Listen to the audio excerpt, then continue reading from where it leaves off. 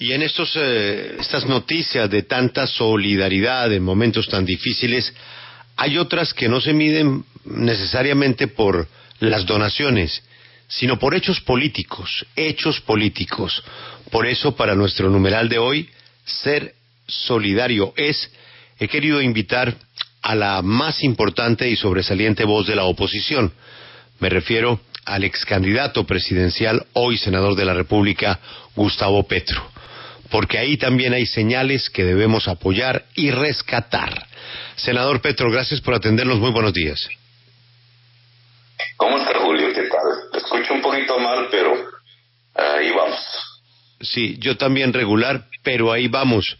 Es el coronavirus. Senador Petro, lo primero, ¿cómo está usted y cómo está su familia? Bien, encerrados. Para mí es un poquito más fácil porque yo he sido algo ermitaño por las circunstancias de la vida, y entonces eso me permite hoy, con los libros, la escritura y la comunicación en red, mantenerme psicológicamente bien. Senador Petro, tuvo usted una comunicación por iniciativa del presidente de la República con él para hablar de cómo todos, sin excepción, debemos enfrentar este momento. ¿Qué tan optimista está usted de la manera como se está conduciendo con cualquier cantidad de errores? En muchos casos llegamos tarde a decisiones, en fin, pero si cortáramos la cuenta a este momento, ¿cómo nos está yendo? Bueno, Julio, mira, no tenemos otro referente, no hay otro que la experiencia mundial, la experiencia de la humanidad, en lo bueno y en lo que ha sido negativo. Indudablemente, la lección humana hasta el día de hoy dice confinarse, encerrarse, romper contactos sociales, punto. Romper el contacto físico más que el social, porque el social se puede incluso profundizar vía redes, pero esa es la experiencia. No van a ser 10 días. Esto creo que hay que decirlo con claridad. Esto puede llevar 2 meses, quizás más. Esa es la experiencia mundial. ¿Eso qué implica? Que se destruye la economía, sí, se paraliza, se congela. Algunos le llamarían a eso el capitalismo entra en vacaciones, porque hay que salvar la vida. Las medidas no deben privilegiar cómo mantener los negocios, sino cómo mantener la vida. El presidente de la República, pues, para aquí, para allá, al final, tomó la decisión de confinamiento. Este confinamiento tiene que ser serio, no puede ser poroso, no puede ser evadible. Si nos metemos en la cabeza cómo evadirlo, ahí nos llevó el que sabemos, que nos pasa lo de Italia, nos pasa lo de España, o peor. Y ese es el primer punto, ese es el primer elemento. El segundo elemento, como una especie de tijeras, el otro brazo de las tijeras, es la capacidad hospitalaria que se mide en gente trabajando en los hospitales, la fuerza de la salud, se mide en cómo está protegida para que ella misma no termine siendo propagadora del virus, o muera, o se inutilice en el camino, como también ha sucedido en Italia. ¿Y qué aparatos existen? Que básicamente son 2, ayudas respiratorias y unidades de cuidados intensivos para los enfermos más graves. Ese es el segundo elemento de lo que más me preocupa en este momento. El primero también tiene preocupaciones porque hay mucha porosidad en el decreto de confinamiento. Es decir, el confinamiento es evadible al estilo colombiano. Y ojalá la televisión, los canales de comunicación, sobre todo televisivos, enseñen mucho, dediquen todo el día de su canal a enseñarle a la gente qué es el confinamiento y cómo sobrevivir en él. Pero el segundo elemento también me preocupa muchísimo más, porque llevamos casi 30 años de acabar el sistema de salud público en Colombia, por una idea que en mi opinión es loca, brutal, pero es la que se impuso en Estados Unidos, en Chile y en Colombia, que es privatizar, volver la salud una mercancía y acabar lo público. Ahora lo necesitamos desesperadamente. Entonces, no he escuchado del gobierno en sus alocuciones públicas el plan que permita mostrarnos cuántos hospitales abandonados se van a abrir. Yo he puesto el ejemplo en San Juan de Dios, pero en toda Colombia hay cantidades de instalaciones hospitalarias abandonadas. ¿Cuántas UCI se han comprado o se piensan comprar, o si ya no hay en el mercado mundial, cómo construirlas en Colombia, cómo se están construyendo los equipos de ingenieros, de jóvenes, de gente que sepa de eso, que pueda hacer unidades de cuidado intensivo en masa, ayudas respiratorias, etcétera? ¿Cuántas de esas se piensan poner en Colombia, en cada ciudad? ¿Cuál es el plan de cada alcalde? No para abrir espacios, porque ahora, si usted mira las redes, pues sí, un Corferias, etcétera, pues son grandes espacios para poner camillas. Pero las camillas solo sirven para la gente que no tiene hogar. El tratamiento de la enfermedad no se da en camillas. Se da con ayudas respiratorias, oxígeno, redes de oxígeno y unidades de cuidados intensivos que son sensores que te van midiendo el estado en que estás para los enfermos graves. Eso puede crecer de tal manera que colapsa el sistema hospitalario, y al colapsar acaba la fuerza de la salud físicamente y entra un crecimiento de la muerte en forma exponencial. Senador Petro. A ese nivel no podemos llegar. Entonces, ¿dónde está el plan de fortalecimiento de la salud pública en Colombia?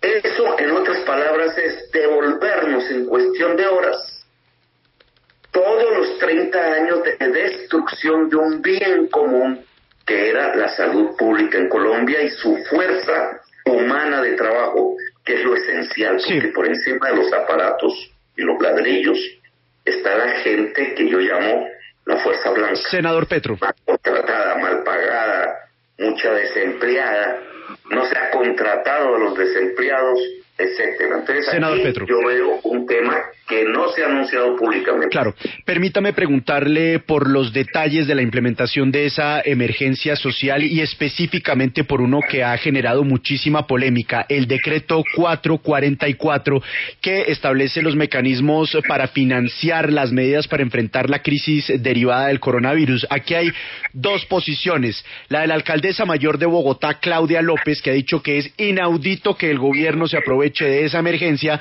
para autoprestarse recursos, y otros mandatarios locales que han dicho que básicamente le están metiendo el bolsillo a los gobiernos o a las administraciones locales para que el gobierno pueda disponer de esa plata y prestársela a los bancos. El gobierno ha dicho que esto no es así y que estos son recursos que son prestados, que se devolverán y que son recursos para la salud. ¿Usted está alineado con qué posición? ¿Con la del gobierno nacional o con la de la alcaldesa Claudia López? Con la del gobierno. Y voy a explicarlo. El dirigente político, y más el que tiene responsabilidades de gobierno por el voto popular, tiene que asesorarse muy bien. Pues he sabido que nadie nace aprendido y que todos no sabemos de todo. Y hay temas en donde rápidamente, porque este es un tema de tiempos rápidos, de actuar rápido, pero por eso mismo hay que asesorarse bien. El coronavirus no era una gripa, como dijeron al principio. En medio de pensar que era una gripa, no había que demoler y tumbar un hospital como el San Juan de Dios, por ejemplo. No se puede apoyar el proceso de detección de pruebas para saber dónde va la enfermedad en las EPS. Eso es un brutal error. Que la EPS no sirve para eso. La EPS sirve para negociar, no para cuidar la vida, etcétera. Digamos, una serie de medidas que tienen que ser tomadas, hay que tomarlas aceleradamente, pero muy bien asesorados. A mí me parece que se criticó el decreto 444 antes de leerlo, y antes de que personas que saben de eso, que es bastante enrevesado, hay que decirlo, y el decreto está escrito de manera enrevesada, pues tiende a una salida rápida, demagógica, de decir, le quitan la plata a la alcaldía para llevársela a los bancos. Eso no es cierto. Primero, el FOPET, que yo ayudé a crear en una ley, que es un ahorro de la nación para ayudar a pagar pensionados en las entidades territoriales. Y el FAE, que es un ahorro de la nación, de las regalías, son cuentas nacionales, no de las entidades territoriales, es un ahorro. Cuando el gobierno le echa la mano al poco ahorro que tiene, pues está haciendo bien, es lo primero que toca hacer. No va a ser suficiente, vamos a tener que echarle mano a las reservas internacionales, pero eso es otro asunto. Tiene que echarle mano a lo que tiene, es decir, al ahorro. Ese ahorro lo habían tenido en títulos en los bancos, en las cuentas de los bancos, depositada en los bancos, porque toda la plata pública, desde que acabaron la banca pública, toda la plata pública está en los bancos. Y muchísima en TES, en CDTs, en cosas de esas, en papeles. Entonces, si el Estado necesita plata hoy para comprar UCIs, que no lo dice el decreto, pero tiene que hacerlo para ampliar la capacidad hospitalaria, para pagarle a más médicos y enfermeras, etcétera, porque es lo que toca hacer, para comprar las pruebas, para hacer detecciones en las calles, etcétera. Esa plata, ¿de dónde sale si no hay Congreso reunido, si no se puede modificar la ley del presupuesto que se hizo cuando no sabíamos de este virus? Pues esa plata sale primero decretando la emergencia, y deberían decretar la conmoción interior, que le permite al gobierno, por decreto, modificar leyes. Hay que modificar la ley del presupuesto, hay que modificar otras leyes y hay que modificar la ley 100. Que hoy no nos sirve para ya lo sabemos con la palabra que hay que decirlo, no sirve para nada. Entonces, el decreto modifica leyes.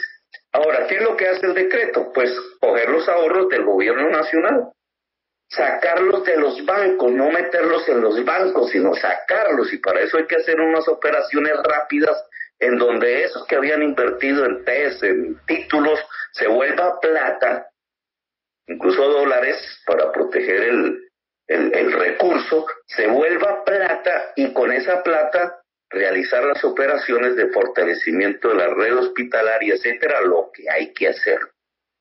Como eso está enrevesado ahí en los artículos, entonces muy de buena, en una primera vista se entendió que era sacarle plata a la alcaldía para meterla a los bancos y ayudar a los banqueros. No, el decreto es al revés. Pero hay que leerlo bien, hay que leerlo en primer lugar. Y además de leerlo en primer lugar hay que entenderlo. Y para entenderlo hay que asesorarse con gente, si es un gobernante, que sepa de eso.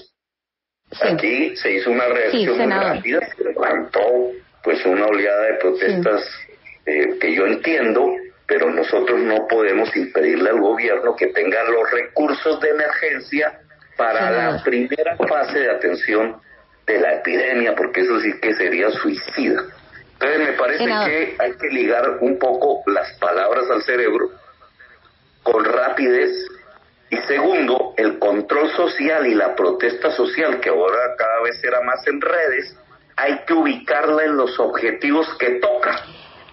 Senador, permítame, pero senador, usted está explicando en este momento pues que está de acuerdo con lo que dice el gobierno para tratar la emergencia. Sin embargo, pues uno lee en su cuenta de Twitter varios tweets donde dice, por ejemplo, que la gran diferencia entre la propuesta de Duque y la nuestra es que en la primera ganan los bancos y en la nuestra las utilidades bancarias financian parte de la crisis, o que el gobierno pretende endeudar más a la gente, a las empresas y al Estado a través de este confinamiento y el tratamiento de la pandemia. ¿Usted lo había entendido mal y luego recapacitó, o tiene todavía esas diferencias con el gobierno de Iván Duque?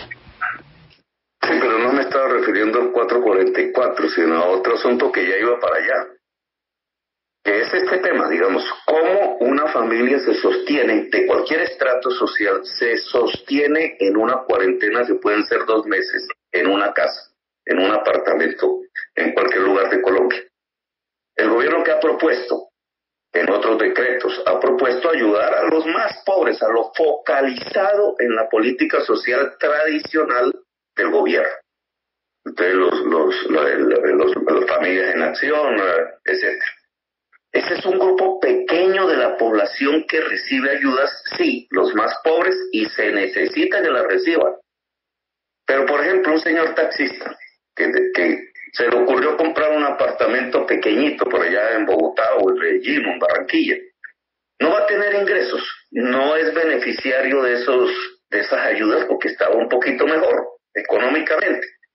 Y entonces, ¿qué va a hacer? Si no hay clientes en la calle, no va a tener ingresos, y son 2 meses, por ejemplo. Aquí hay un gran vacío, que es lo que yo he señalado en una política alternativa. Esos señores, que es la mayoría de los colombianos, esas señoras, tienen por lo menos que no pagar las cuotas que deben, ¿cierto? De lo que sea, sus deudas. Segundo, no pagar arriendo si es que no son propietarios de casa. Tercero, no pagar servicios públicos.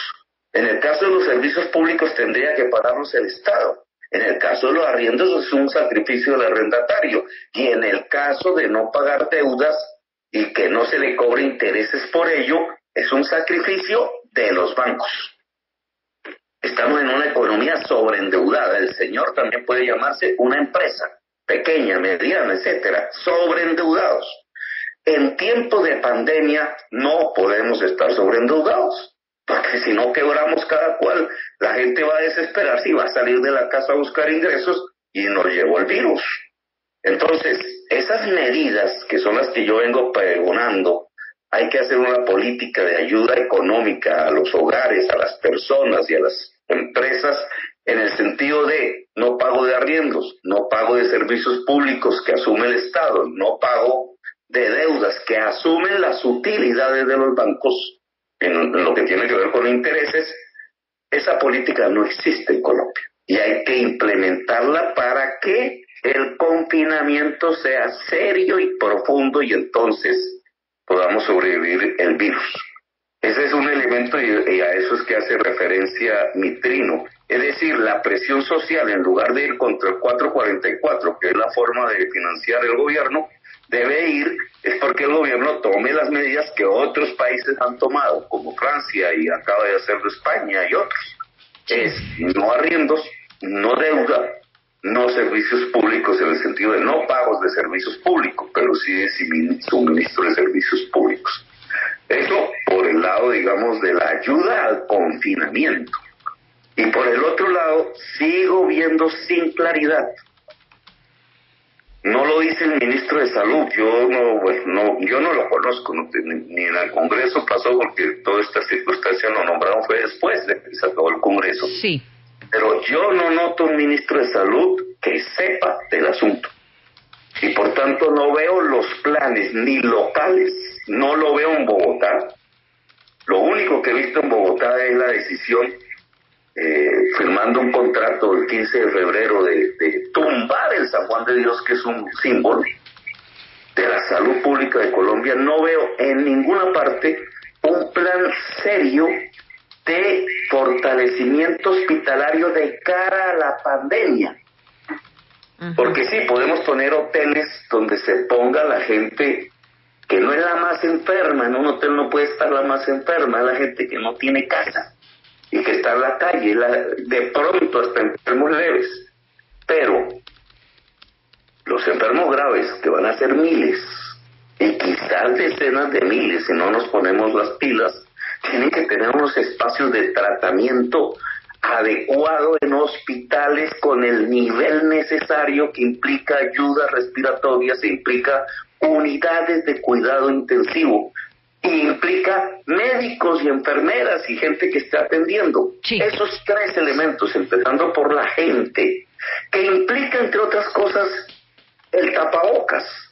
Cada vez está más demostrado que el tapabocas debe ser obligatorio en la calle y en los lugares y más en los hospitales y más para el personal médico. Esos elementos que implican un plan de fortalecimiento de la salud pública en Colombia no están a disposición del público, ni en su información, ni de manera física, y aquí tenemos que actuar de manera rápida, y la protesta sí tiene que ir hacia esos objetivos. En cada municipio no pueden haber clínicas y hospitales abandonados. Sí, senador. Tiene que tomarse el hospital tiene que intervenirse, el decreto de emergencia lo permite, si no lo hace el alcalde, entonces que lo haga el presidente. Senador, quiero preguntarle... Los hospitales y clínicas abandonados tienen que ponerse al servicio de manera inmediata, tiene que fortalecerse la red pública, el personal médico tiene que ser protegido tanto físicamente, de manera profunda, como económicamente, para que pueda sostener estas duras semanas que están por venir. Eso yo no lo veo como un plan ni en las alcaldías ni en el gobierno nacional. Sí. Senador, ¿cree que la decisión de la alcaldesa Claudia López de hacer un simulacro vital fue un incentivo para que el gobierno nacional se adelantara para tomar la decisión de cuarentena obligatoria? Se lo digo porque justo... días antes, horas antes del anuncio del presidente, hablábamos con funcionarios del gobierno quienes decían que teníamos que estar lo suficientemente abastecidos para tomar decisiones importantes, etcétera. Lo acertado, dejar de conglomerarse. Es decir, todo lo que implique romper interacción física, social, es acertado.